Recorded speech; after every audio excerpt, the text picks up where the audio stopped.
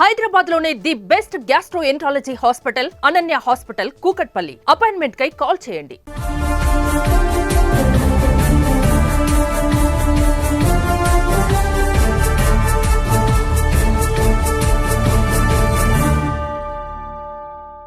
దక్షిణ కాశీగా పేర్కొన్న శ్రీకాళహస్తి ఆలయానికి అనుబంధంగా ఉన్నటువంటి భక్తకన్నపాలయంలో ఓ వ్యక్తి విచిత్ర పూజలు చేస్తూ కనిపించాడు.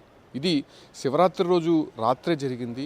శివరాత్రి రోజు రాత్రి సమయంలో 12 గంటల ప్రాంతంలో లింగోద్భవ మూర్తికి అభిషేకాలు జరుగుతున్నటువంటి సమయంలోనే కాళహస్తి ఆలయానికి అనుబంధంగా ఉన్న భక్తకన్నప్ప ఆలయంలో ఓ శివలింగానికి ఎదురుగా ఒక వ్యక్తి కూర్చొని విచిత్రమైనటువంటి పూజలు చేస్తూ అక్కడ కనిపించాడు. అయితే అక్కడ భక్తులంతా కూడా ఆయన ఆశ్చర్యంగా చూస్తున్నటువంటి సందర్భంలోనే ఆ వ్యక్తికి ముందు ఏదైతే క్షుద్ర పూజలు చేస్తున్నటువంటి ఆనవాళ్ళు ఏవైతే ఉంటాయో, ఏదైతే ఒక ముగ్గు వేశాడు, అక్కడ ఉన్నటువంటి పసుపు కుంకుమ నిమ్మకాయలు ఇటువంటి పదార్థాలంతా కూడా అక్కడ పెట్టి ఏదో ఒక మంత్రాలు చదువుతూ అతను భీకరగా అరుస్తూ ఉన్నటువంటి దృశ్యాలు అక్కడ కనిపించాయి.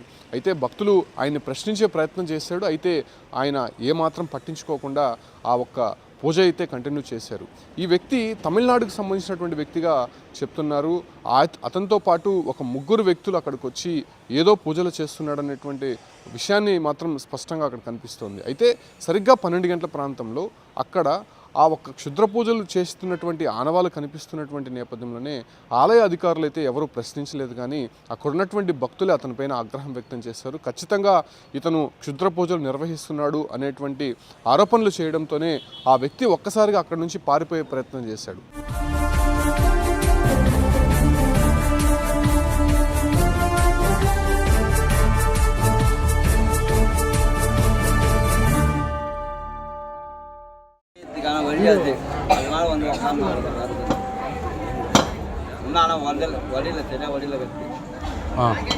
மறுபடியும் எப்போ வரீங்க? என்ன ஆச்சு? என்ன ஆச்சு? உங்க தெய்வம் என்ன ஆச்சு? ஐயா சொல்ல முடியாதுன்றாங்க. உங்க சாமி யாருன்னு கேட்டுக்கிறாங்க. அவங்க உங்க சாமி சார் கேட்கறது என்னன்னா உங்க சாமி யாருன்னு మునీశ్వరం. என்ன ஆச்சு? అయితే ఈ విషయం ప్రస్తుతం కలకలం రేపుతోంది.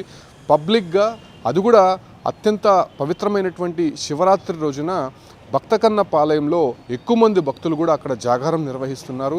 ఆ సమయంలోనే ఈ వ్యక్తి శివలింగానికి అభిముఖంగా కూర్చొని అక్కడ విచిత్రమైనటువంటి ముగ్గులు, అదే రకంగానే ఆ వ్యక్తి కూర్చున్నటువంటి సందర్భంగానే ఆ వ్యక్తి పైన ఒక నిమ్మకాయ పెట్టుకోవడం, ఆ నిమ్మకాయ పైన కర్పూరం వెలిగించి ఏదేదో మంత్రాలు చదువుతూ విభిన్నమైనటువంటి వేషధారంతో అతను అక్కడ కనిపించడంతో భక్తులంతా కూడా ఆగ్రహం వ్యక్తం చేశారు. ఇటువంటి ఘటనలు గతంలో కూడా మనం చూసాం. ఎందుకంటే గుప్త నిధుల కోసమో లేకపోతే శత్రువులని నాశనం చేయడానికో ఇటువంటి క్షుద్ర పూజలు శ్రీకాళహస్తి ఆలయంలో ప్రత్యేకించి నిర్వహించడాన్ని మనం గతంలో కూడా అనేక సందర్భాల్లో చూసే ఉంటాం. బట్ ఇవాళ శివరాత్రి సందర్భంగానే అర్ధరాత్రి సమయంలో భక్తకన్నప్ప ఆలయంలో ఇటువంటి క్షుద్ర పూజలు అనేది కొంత ఆందోళన కలిగించేటువంటి అంశంగా మారింది. ప్రత్యేకించి లింగోద్భవ దర్శనం అనేది ప్రత్యేకంగా శివరాత్రికి చేస్తూ ఉంటారు.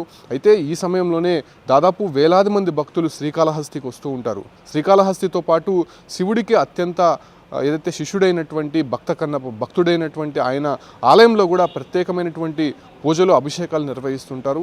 అదే సమయంలోనే ఆ తమిళనాడు నుంచి వచ్చినటువంటి అఘోర రూపంలో ఉన్నటువంటి ఒక వ్యక్తి, అదే రకంగానే ఆ వ్యక్తితో పాటు మరో 3 వచ్చారు. అయితే ఆ 3 ఈ పూజలు నిర్వహించడానికి కారణంగా చెప్తూ ఉన్నారు. ఎవరైతే అక్కడ ప్రశ్నించారో వెంటనే అక్కడ నుంచి పారిపోయినటువంటి పరిస్థితి మనం చూస్తూనే ఉన్నాం. వ్యక్తి కింద కూర్చొని ముందర ఏదో స్టార్ లాగా ఒక ముగ్గు వేసుకొని ఆ ముగ్గులో పసుపు కుంకుమ, అదే రకంగానే కొంత నిమ్మకాయలు కావచ్చు, ఆ మిరకాయలు అవన్నీ పెట్టినటువంటి సందర్భం సీన్ చూస్తూ ఉంటే ఖచ్చితంగా క్షుద్ర పూజలకు సంబంధించినటువంటి పూజలుగానే అక్కడ భక్తులు అనుమానించారు. వెంటనే ప్రశ్నించినటువంటి నేపథ్యంలో ఆ వ్యక్తి అక్కడి నుంచి పరారయ్యేటువంటి ప్రయత్నం చేశాడు. దీంతో భక్తులు వాళ్ళని కూడా పట్టుకునే ప్రయత్నం చేయగా అక్కడ నుంచి జారుకోవడం జరిగింది. ప్రస్తుతం దానిపైనే ఆందోళన చెందుతున్నటువంటి నేపథ్యంలోనే ఖచ్చితంగా ఆలయ అధికారులు, పోలీసులు వాళ్ళని అరెస్ట్ చేయాలని చెప్పి కూడా మళ్ళీ అటువంటి ఘటనలు శ్రీకాళహస్తి ఆలయంలో కావచ్చు, లేదంటే పరిసర ప్రాంతాల్లో అనుబంధ ఆలయాల్లో జరగకుండా చూసుకోవాలని కూడా చెప్తున్నారు.